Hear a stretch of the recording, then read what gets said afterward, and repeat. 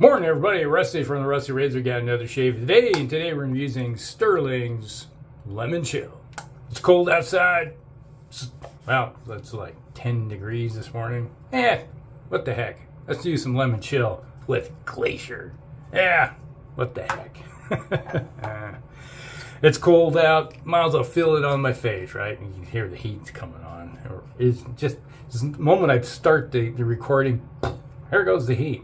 What can you do? All right, we're going to be use the Astra blades with the Edwin Jagger DE89 razor. All right, good razor. I like it. Gets the job done. All right. So, how's your day going? Yep, it's that time of year. It's cold. I've been feeling it more this year than any. Because normally, I walk outside every day, no matter what the temperature or the weather is. If it's like, except for rain, I don't like rain. Don't walk outside in the rain. Ugh. But, you know, it could be snowing, it could be a blizzard out. I'll go for a walk. What the heck, you know? That don't bother me at all. But this year, since my back has been jacked up to no end, I haven't acclimated to the weather.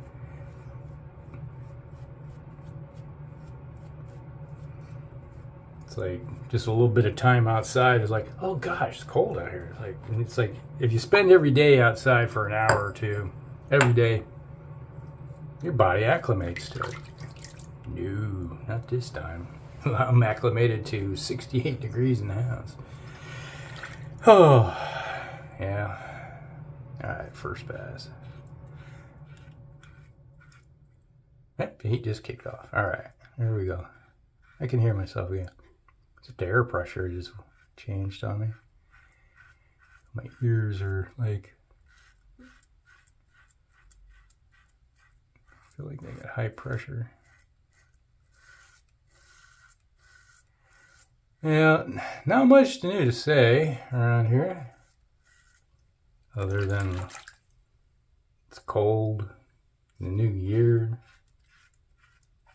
not much new. Back slowly creeping up into the pain department again. So I need to schedule another shot.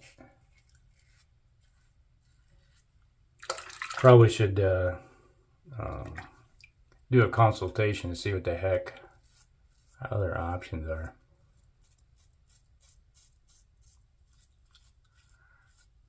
Yes. Talking with my chiropractor, and he has patients every once in a while that have the same problem that they'll do is same exact problem.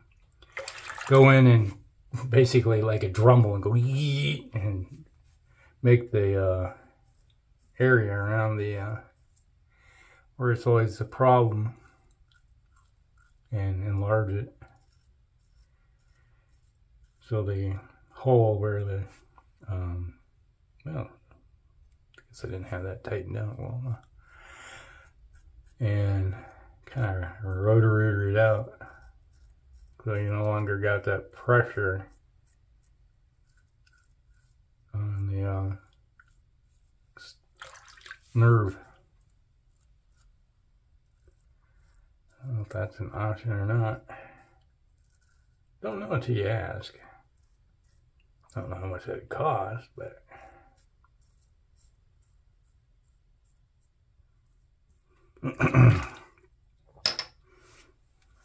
could be interesting to try.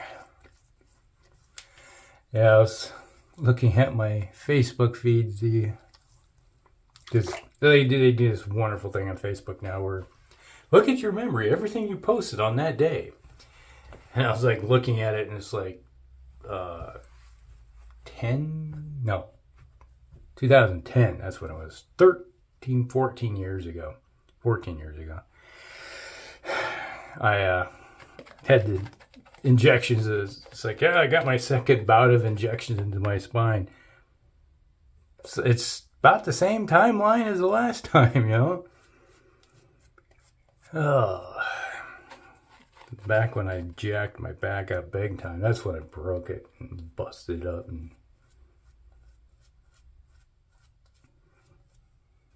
And was having all the constant problems with it. But then it was a lot easier back then too. I just call up the pain center. Hey, can I come in? And they go, sure, come on in. And they kind of check it out. How bad is the pain? I tell you the pain. It's like, all right, let's go get you an injection right there and then. There's no having to worry about the insurance or anything. Or they just say, oh, we'll just get you in. We know you got insurance. No waiting period at all. Let's just get it done. Now it's like, you're sure you need this? Well, you got to get okay from your insurance company to get this done. Okay.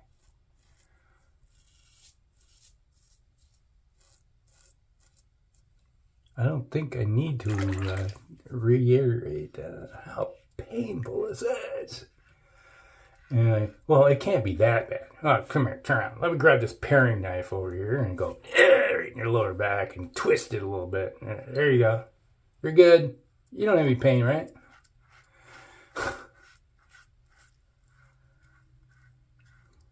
You always hear these commercials like, I didn't know how bad the pain was because they got the whole... Until my back had problems. Like, you do not know how much your spine is just relates to everything. Now, individuals in here that have the same problems I do can understand what I'm talking about. Like, yeah, it's not bad compared to what it was before I got my first injection. But it's just annoying as all hell, you know? It's like... Ooh, menthol started to kick in. My eyes are starting to go, woo! The cold on my face won't bother me from the menthol. I like it. It don't bother me at all. But it's the eyes. The eyes, no.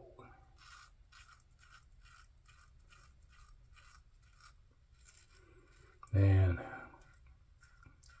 Kind of reminds me of like growing up and going ice fishing all the time.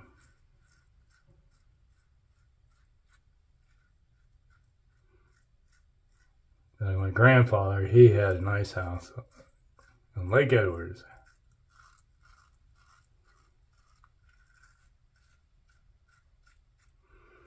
We'd get up in the morning, eat some breakfast, and run out in the snowmobile and cross the lake and get out to where you usually it's on a bar out there. Well, I consider it was like 15, I think it was about 15 feet of water. It was like deep on both sides, so it was kind of like where the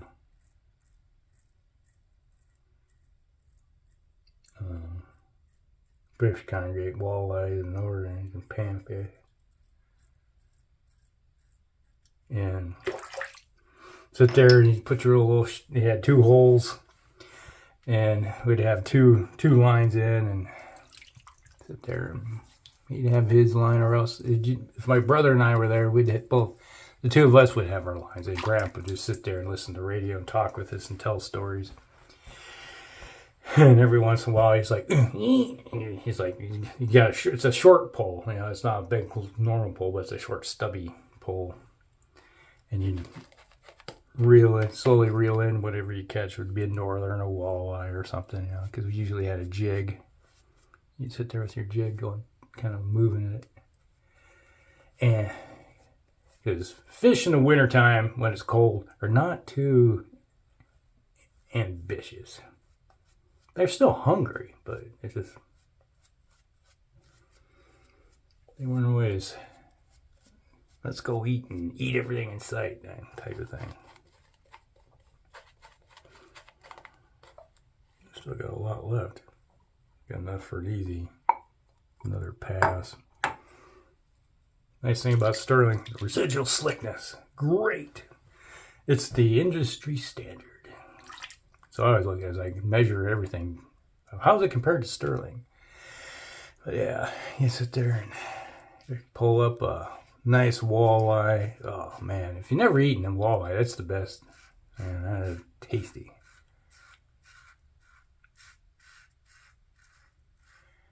Those of us that are fishermen understand these things. I love fish. Try to eat at least once a week. If it's like really not a great thing, but you know, it could be a McDonald's fish fillet for that matter. It's like, I want fish. Everybody's eating burgers and everything. I want a fish sandwich. Just how much I like eating fish. But now when we were back home, when we weren't, and kind of like after my grandfather passed away, the next door neighbor, we'd go down and visit grandma. My brother and I spent a few days with her, and next door neighbor Glenn, an old Swede. You know, it's like when you always hear about the accent there in Minnesota. You know, it's like that was his. He actually had that accent. It was kind of cool. But we'd come and visit, and he's like, "Oh, you boys want to go fishing?" Type of thing. So we'd go out and go ice fishing with him. So in the summertime, we'd go on a boat with him. Felt bad because him and Grandpa were friends. They would always talk with each other when they weren't out fishing. So he take us boys out. Now, when I was back home, we had our own lake. You know, we'd go out and fish on that. I was like, got my chores done. Can I go fishing? Yeah, you can go fishing. All right. Anybody want to come with me? He was like, one of my brothers usually would go with me. Usually it's Mitch and my younger brothers. And my older brother, when he got a little older, he was like, I'm going to go chase girls. Like, okay, I understand these things. They're nice and soft and tender, but I like fishing. And when I started dating, like, I'm going to go fishing. You can come along. It's like, so you have your date with you, and like girlfriend, you're like, out fishing on the lake.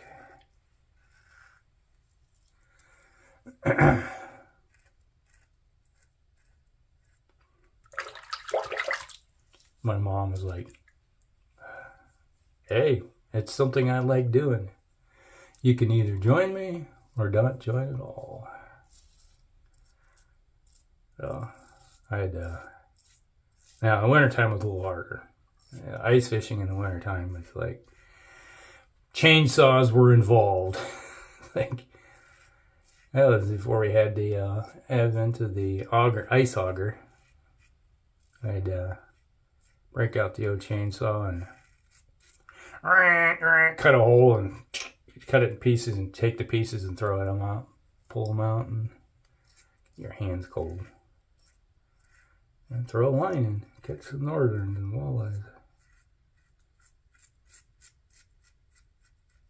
Using jigs with steel leader, because you catch a northern, they can slice a monofilament line, nothing flat. I always fish with a steel leader.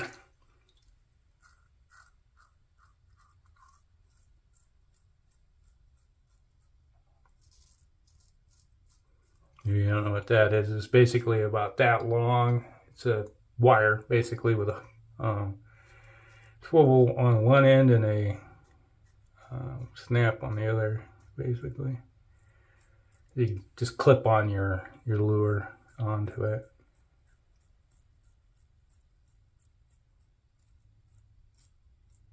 Presentation isn't all that great, but I like catching them and eating it.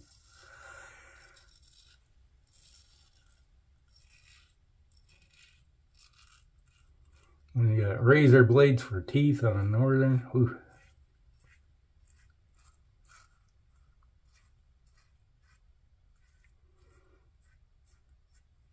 Pull in some 10 to 20 pounders constantly. And I'd say I caught a lot of 5-pounders, you know. Nice size. Make some fillets out of them.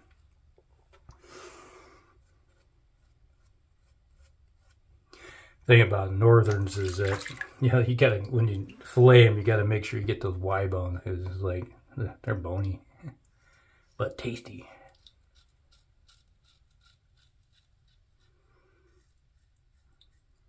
My mom would always, I like my fish fried. Mom would always try like the northern a lot of times. My dad liked them boiled. So she'd either fry some up for me and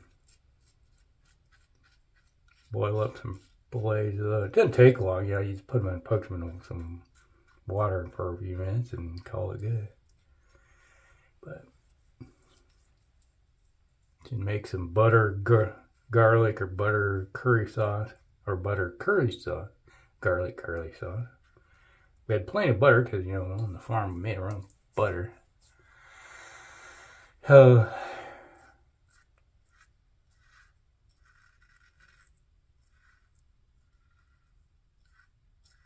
Sit there and dip you can have mashed potatoes, gravy,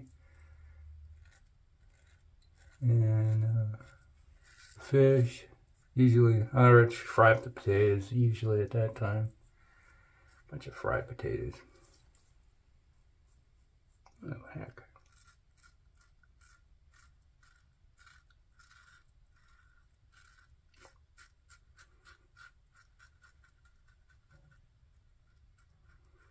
So you dip your fish in butter sauce and nom nom nom nom.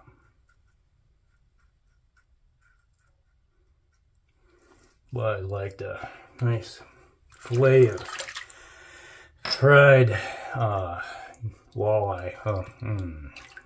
Like, is it bad that I was like, no, starting to saliva? I was like, no.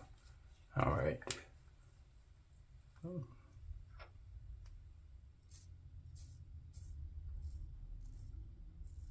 There we go. Now we're done. Like Pavlov's dog right now.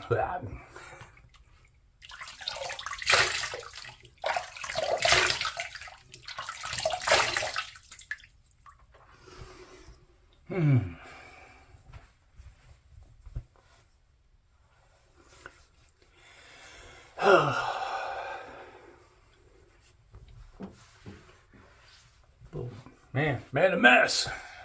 All right. And let's use the old Stirling Citron. That's the closest I got to. That's lemon. That's like, one of these days I'll get some lemon chill, but it's like, this does the job. Little Citron Glacier. There we go.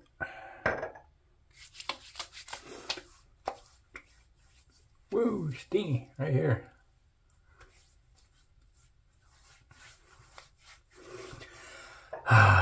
Ooh, aromatherapy.